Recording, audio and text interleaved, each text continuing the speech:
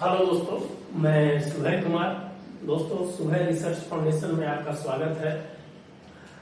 हम दोस्तों जो आज जो टॉपिक लाने जा रहे हैं वह एक तो राजनीति से जुड़ा हुआ मुद्दा है, दूसरा है कि आपके पेपर्स में जो पॉलिटी का जो सेक्शंस होता है या अन्य उससे कनेक्टिंग है जो पॉइंट्स है दोस्तों, और बहुत सारी चीजें हैं जो इस पे जो चर्चा हो रही है। लगातार पिछले 15-20 दिन से आप एक वर्ड सुन रहे होंगे, रेवरी कल्चर। रेवरी एक मिठाई प्रजाति का नाम है दोस्तों, लेकिन इसकी मिठास कहीं ना कहीं है जो भारतीय राजनीति में एक नई परिभाषा को जन्म दिया है, जिसका नाम है रेवरी। रेवरी कल्चर आज कुछ दिन पहले है दोस्तों इतनी चर्चा में थी कि जब तक अगर कोई भी चीज अगर मेरे अनुरूप अगर चल रही हो तो किसी भी चीज में छेड़छाड़ नहीं करना चाहिए, चाहे वो संविधान हो चाहे रेवरी कल्चर हो।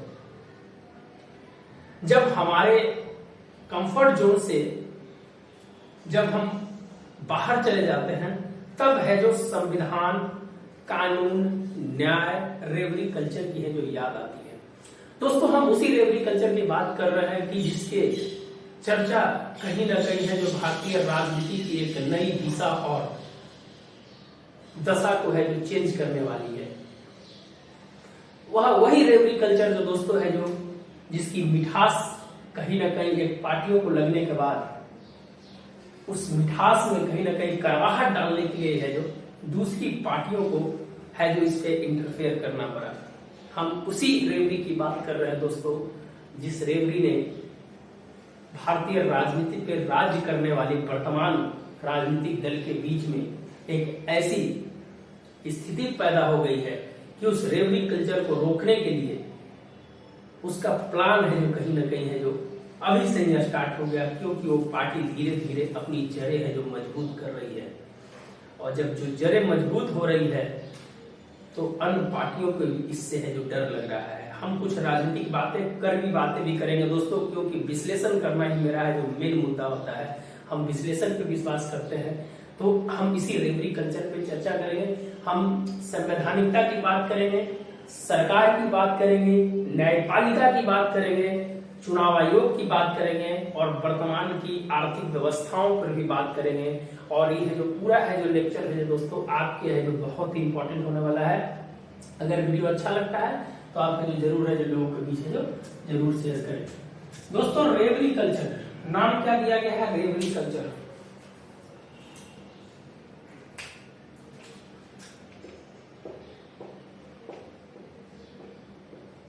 रेवरी कल्चर दोस्तों, भारत के संविधान में आप जानते हैं कि डीपीएसपी राज्य के नीति निर्देशक तत्व जो आर्टिकल 36 से 51 के बीच में है, आर्टिकल 36 से 51 के बीच में है। इसमें कहा गया है कि राज्य के पास जो संसाधन होंगे, जो संसाधन राज्य के पास होंगे, उस संसाधन के माध्यम से राज्य की जनता के कल्याण के लिए सरकार जो भी कदम उठाएगी वो कदम है जो कहीं ना कहीं उसके जन कल्याण के भाव से उठाएगी। अपने रास्ते में जितने भी विकास के कार्य होंगे वो है जो राज्य के नीति निर्देशक तत्व के माध्यम से उसके कल्याण के लिए है जो राज्य है जो अपना है जो काम करेगी। दोस्तों, डीपीएसपी के बारे में कहा गया था कि ये है जो एक ऐसी युक्ति है कि अगर इसको कोई भी पार्टियां अगर उल्लंघन करती है तो उसका खामियाजा है जो अगले चुनाव में भुगतना पड़ेगा। डॉक्टर भीमराव अम्बेडकर साहब ने है जो ये बात है जो कहे थे डॉक्टर भीमराव अम्बेडकर साहब ने कि अगर कोई भी राजनीतिक पार्टियां अगर राज्य के नीति निर्देशक तत्व को अगर उल्लंघन करती है तो उसका खामियाजा है जो अगले चुनाव में उसे भुगतना पड़ेगा। बहुत गंभीर मुद्दा है दोस्तों, वर्तमान समय में जो मुद्दा है जो बहुत गंभीर मुद्दा है रेवरी कल्चर के बारे में। एक पार्टी है दोस्तों, आप जानते होंगे, आम आदमी पार्टी। अब एक दोस्तों है जो आम आदमी पार्टी की जो सरकार एक क्षेत्रीय पार्टी जो थी दोस्तों, एक राज्य पार्टी थी, इसका विस्तार है जो पंजाब, गोवा और दिल्ली और धीरे धीरे है जो और राज्यों में, उत्तराखंड जैसे राज्यों में इसका विस्तार है जो हो गया है। कुछ दिन पहले चुनाव आयोग ने 3-4 राज्यों में इसे जो राज्य पार्टी का है जो दर्जा दिया है। इनके जो मैनिफेस्टो है, आम आदमी पार्टी की मैनिफेस्टो है जो दोस्तों, उन्होंने है जो कुछ ऐसे मुद्दे लाए जो भारतीय राजनीति की एक दिशा को है जो बदलने में कहीं ना कहीं है जो कामयाब रही, और इसका प्रत्यक्ष प्रमाण है कि आम आदमी पार्टी का जो विस्तार है, संगठन है जो धीरे धीरे है जो फलने फूलने लगा। तो कुछ दिन पहले भारतीय प्रधानमंत्री जी, यशस्वी प्रधानमंत्री जिनको कहा जाता है, वो प्रधानमंत्री ने आम आदमी पार्टी के रेवरी कल्चर को है जो उन्होंने कहा कि ये आने वाला समय में भारतीय अर्थव्यवस्था का है जो कहीं न कहीं जो बंटाधार है जो करने वाला है। ये है जो उनकी है जो योजनाएं थी, उस योजनाओं के बारे में बोला कि अगर इस प्रकार की स्थिति बनती रहेगी तो कहीं न कहीं है जो भारतीय अर्थव्यवस्था को गर्त में है जो जाना पड़ेगा। उन्होंने एक स्टेटमेंट दिया, उस स्टेटमेंट पे है जो बीजेपी के एक नेता जो वकील भी है, अश्विनी उपाध्याय, जो हमेशा PIL डालते रहते हैं, आप जानते होंगे अश्विनी उपाध्याय।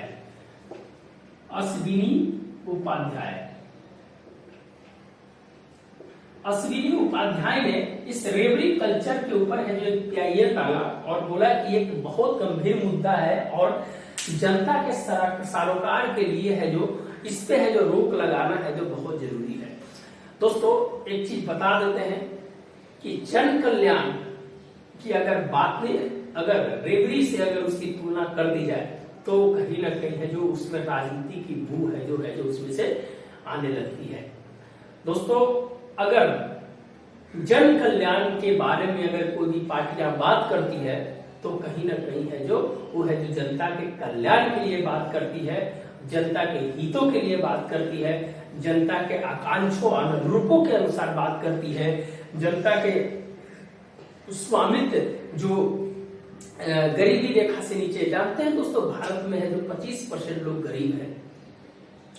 अगर इस गरीबी को अगर सरकार नहीं देखेगी तो कौन देखेगा? अगर उसके लिए अगर सरकार के माध्यम से अगर रेवरी कल्चर को चलाया जाता है तो इसमें कौन सी बुरी बात है?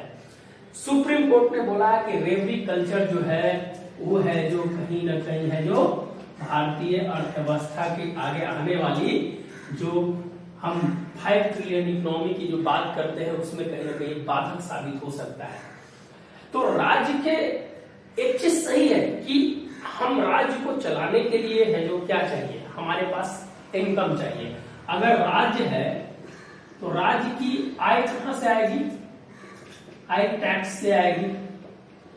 टैक्स से आएगी तो हम इसको प्लस करें ना, हमें टैक्स देने वाले की संख्या को हम बढ़ाए, हमें उसकी आय को बढ़ाएं। अगर हमारा आय अगर बढ़ता है तो हम टैक्स की श्रेणी में आ जाएंगे। जब टैक्स की श्रेणी में जाएंगे तो हमारा है जो राज्य के विकास में उसकी भूमिका है जो कहीं ना कहीं बढ़ेगी। तो भारत में जहां तक कहा जाता है कि 3.6 या 4 करोड़ के आसपास लोग हैं जो टैक्स है जो अदा करते हैं, तो हमें उस स्थिति में लाना होगा ताकि है जो हमें टैक्स की जो भरपाई है जो लोग ज्यादा से ज्यादा करें, ताकि जो रेवरी कल्चर की ओर है जो लोगों का है जो ध्यान है जो ना जाए। तो हमें आय बढ़ाना होगा।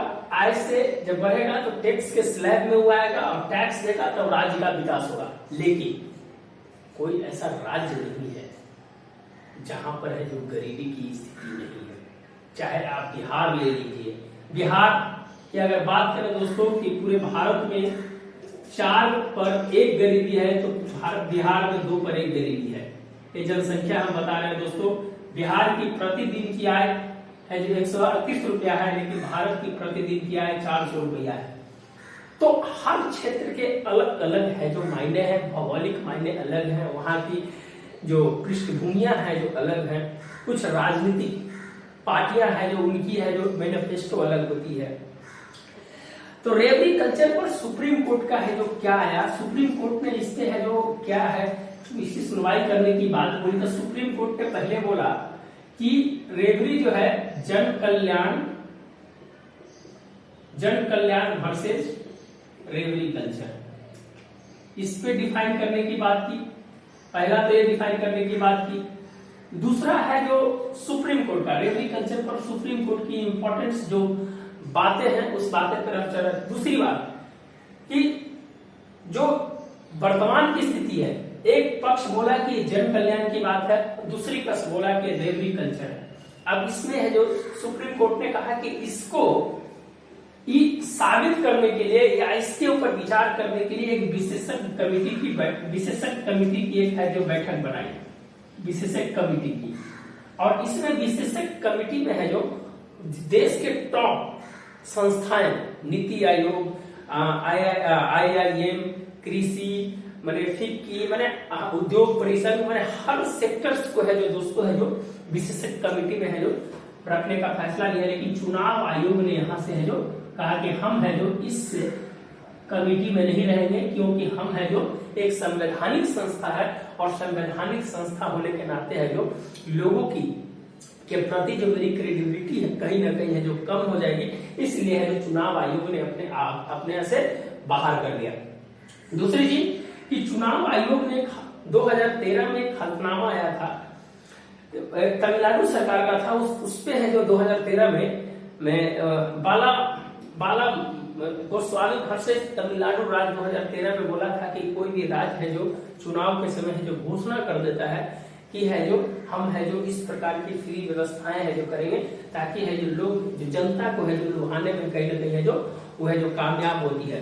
तो 2013 के एक जो जजमेंट था उस समय उसमें कहा गया था कि इसके लिए पूरी है जो ब्लूप्रिंट होनी चाहिए। जो भी राजनीतिक पार्टियां अगर इस प्रकार की करती हैं तो है जो वो एक पायलट प्रोजेक्ट के तहत है जो जजमेंट है जो तमिलनाडु सरकार, जो तमिलनाडु हाईकोर्ट है जो दिया था कि एक ब्लूप्रिंट होना चाहिए कि आप जो कर रहे हैं इसका है जो सोर्स ऑफ इनकम क्या है। सोर्स ऑफ इनकम आप अगर बताते हैं तो है जो आप है जो इसके लिए जो काम कर सकते हैं, नहीं तो आपके पास ऑलरेडी है जो सरकार का ऋण है, आप उस ऋण को ही है जो नहीं भर रहा है तो आपकी है जो कहीं ना कहीं है जो अर्थव्यवस्थाएं में तो उसकी एक स्थिति है जो धीरे धीरे जो नकारात्मक होती चली जाएगी और आपके ऊपर ऋण का बोझ भरेगा। आपके यहाँ स्थिति है जो कहीं ना कहीं धीरे धीरे जो खराब होती चली जाएगी। तो वो है आचार संहिता से है जो उसे है जो जोड़ने का है जो प्रयास किया गया, लेकिन वो है जो धीरे धीरे जो सफल नहीं हुआ। सुप्रीम कोर्ट ने कहा कि देखिए हमारा काम है कि हम इस पे विधि नहीं बना सकते, हमारा विधि बनाने का काम नहीं है। तो यह है जो सुप्रीम कोर्ट ने केंद्र सरकार को कहा कि आप है जो इसके ऊपर विचार कीजिए। केंद्र ने कहा कि आप जिस प्रकार से दिशा निर्देश देंगे हम है जो इस पे चलने के लिए है जो तैयार है। तो दोस्तों अभी है जो विशेषज्ञ कमेटी ने है जो अभी है जो उसकी है जो सुनवाई और होगी। जब सुनवाई होने के बाद है जो विशेषज्ञ कमेटी के पास है जो यह जो पूरा परफॉर्मा है जो हाई कोर्ट के पास रखा जाएगा, सुप्रीम कोर्ट के पास रखा जाएगा और सुप्रीम कोर्ट है जो उस पर जो क्या निर्णय देती है वो तो भविष्य के गर्त में छुपा हुआ है। लेकिन अभी जो है कुछ ऐसी बातें जरूर है कि रेवरी कल्चर के अगर नकारात्मक पक्ष की बात करें तो इसकी है जो पूरी है जो ब्लूप्रिंट है जो आर्थिक प्रणाली की पूरी ब्लूप्रिंट जो हम है जो आम आदमी पार्टी की सरकार अगर कहीं घोषणा करती है कि हम 300 बिजली फ्री देंगे, ये देंगे, वो देंगे, तो उसकी है जो पूरी तरह से ब्लूप्रिंट है जो होना चाहिए। जन कल्याण के साथ भी रेवरी कल्चर को जोड़ना कहीं ना कहीं है जो दोस्तों खतरनाक साबित हो सकता है। आने वाला जो भी सरकारें हैं उस सरकार है जो जन कल्याण की बातें नहीं करेगी, वो है जो हमेशा है जो जानते हैं दोस्तों कि हमेशा जो प्रभाव पड़ा है वो है जो हमेशा नीचे तबके लोगों के ऊपर है प्रभाव पड़ा है, हमेशा गरीबों के ऊपर ही जो प्रभाव पड़ा है। अगर जन कल्याण की बात नहीं करेगी तो ऐसी लोकतांत्रिक सरकार रहने से क्या फायदा है, ये भी है जो एक प्रश्न चिन्ह लग जाता है। एक लोकतंत्र सरकार में सुप्रीम कोर्ट ने भी इसको बोला कि एक लोकतंत्र सरकार में हम इस प्रकार की है जो कोई निर्णय नहीं ले सकते हैं कि कोई भी राज्य सरकारें या कोई भी पार्टियां है जो वो है जो जन कल्याण के लिए कार्य न करे, क्योंकि हम लोकतंत्र में रहते हैं। सुप्रीम कोर्ट ने ये भी है जो माना, लेकिन हाँ इसके इतर अगर हम बात करें तो हमें है जो इस रेवरी कल्चर के ऊपर भी है जो हमें है जो सोचना चाहिए। क्या है कि एक देश की बात है, हमें अर्थव्यवस्था बनाने की बात है, अर्थव्यवस्था को बढ़ाने की बात है। हम जिस दौर में हैं अगर हम सब फ्री भी कर देंगे तो हमारा देश नहीं चल पाएगा। इसके चलने के लिए है जो इसकी आय के सोर्स है जो कहीं ना कहीं जो बढ़ाना होगा। तो सरकार की ये सोच है एक तरह से है जो यहाँ पर है जो सही है, और एक कलेक्टिव रिस्पॉन्स के साथ है जो आगे बढ़ना चाहिए। तो दोस्तों ये रेवरी कल्चर जो है कहीं ना कहीं है जो कुछ सुप्रीम कोर्ट के जजमेंट, कुछ सुप्रीम कोर्ट के, अभी तो सुप्रीम कोर्ट का जजमेंट नहीं, सुप्रीम कोर्ट का निर्देश, विशेषज्ञ कमिटी, चुनाव आयोग, जन कल्याण वर्सेस रेवरी कल्चर, पूरी आर्थिक प्रणाली, एक ब्लूप्रिंट, फिर है जो जजमेंट हम बताए उस जजमेंट, और वर्तमान की आपकी है जो व्यवस्थाएं, हमें है जो क्या करनी चाहिए। एक बढ़ती हुई जनसंख्या में हमें क्या करना चाहिए, हमें है जो आय बढ़ाना चाहिए। तो आय बढ़ाने के लिए हम क्या कर सकते हैं, हम कर सकते हैं कि हमारी जो संसाधन है उस संसाधन का उपयोग है जो वर्तमान की डिजिटल तकनीक के आधार पर पूरा जाए। कृषि को है तो पूरा है जो कृषि डिजिटल तकनीक के आधार पर बांटा जाए, उसमें है जो किस प्रकार से है जो हमें है जो स्मार्ट खेती पे है जो हम चर्चा करेंगे, वहां है जो हम बात करेंगे। तो उस पे है जो स्किल्स को बढ़ाया जाए। हमें कलम कॉपी किताब पे है जो योजनाओं का क्रियान्वयन नहीं होना चाहिए, हमें है जो जमीन पे क्रियान्वयन होना चाहिए। उस प्रकार से अगर हम काम करेंगे तो रेवरी कल्चर की कोई जरूरत है जो आने वाला समय में है जो नहीं पड़ेगी। और निश्चित रूप से है जो रेवरी कल्चर जो है दोस्तों एक घातक साबित हो सकता है, अंततः तो है, लेकिन है जो जन कल्याण की बातों को छोड़कर अगर हम नहीं जा सकते, क्योंकि हमारी जो पूरी व्यवस्थाएं हैं वो व्यवस्थाएं हैं जो कहीं ना कहीं है जो हमारी 25-27% आदमी गरीबी रेखा से नीचे है, कुछ मध्य वर्ग ये है, कोरोना काल में और है जो इसमें ऐड हो गए हैं। तो हमें जो जन कल्याण की बातों को है जो आगे बढ़ाना होगा। सरकार ने ये है जो फूड सिक्योरिटी एक्ट के तहत आप जानते हैं कि 5 किलो गेहूं और चावल की है जो बात की है, तो निश्चित रूप से किया जाए, लेकिन है जो उसका एक पूरी तरह से ब्लूप्रिंट होना चाहिए, और सरकार की विद्वेष भावना नहीं किसी पार्टियों के विरुद्ध होना चाहिए, क्योंकि हम एक लोकतांत्रिक देश में रहते हैं।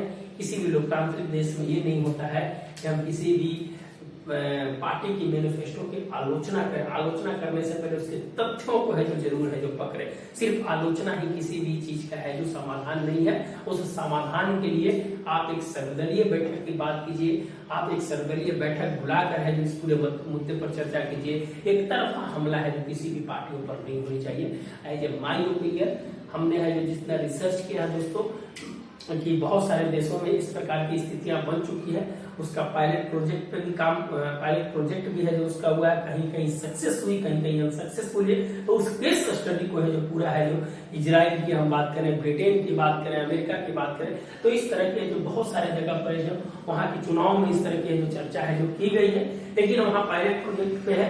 लेकिन हर जगह एक ही कंसेप्ट है जो कहीं ना कहीं लागू नहीं होना चाहिए। तो दोस्तों आज हम यही रखते हैं। अगर वीडियो अच्छा लगा होगा तो निश्चित रूप से लाइक एंड सब्सक्राइब जरूर करें दोस्तों। ये एक पूरा समग्र चर्चा थी और इस पे विशेष चर्चा है जो और करेंगे। धन्यवाद दोस्तों, मिलते हैं नए वीडियो के साथ। धन्यवाद।